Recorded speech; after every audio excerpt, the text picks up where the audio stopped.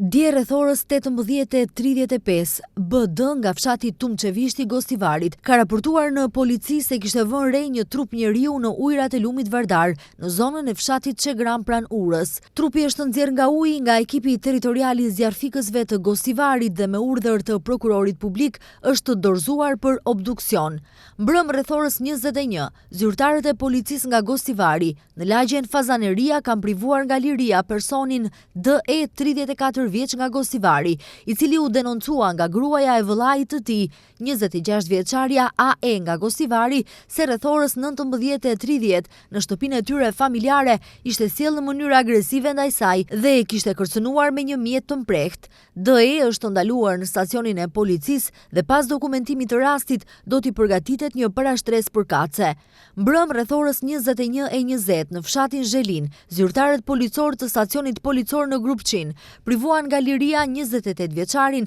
FM nga fshati Pallatic, i cili në stacionin policor të Tetovës në orën 19:10 është raportuar nga RF 57 vjeç nga fshati Reqice Vogël, me të cilin punon në të njëjtën kompani, se ai ishte sjellë në mënyrë agresive ndaj tij dhe është përpjekur ta sulmojë me mjet të mprehtë. Ai po mbahet në stacionin e policisë dhe pas dokumentimit të rastit do të përgatitet një parashtresë përkatëse. Dje rreth orës 15:35 në sektorin për punë të brendshme Tetov janë arrestuar personat LA 69 vjeç dhe SA 62, të dy nga fshati Bërvenic, të cilët ishin raportuar se kishin prishur rendin dhe qetësinë publike në fshat, duke bërtitur, duke u grindur dhe duke u sjellë në mënyrë të pahishme në vend publik. Ata u ndaluan në stacionin policor dhe pas dokumentimit të çështjes, kundër tyre do të ngrihet parashtresë përkatëse, sipas neneve 4 dhe 6 të ligjit për veprat kundër rendit dhe qetësisë publike.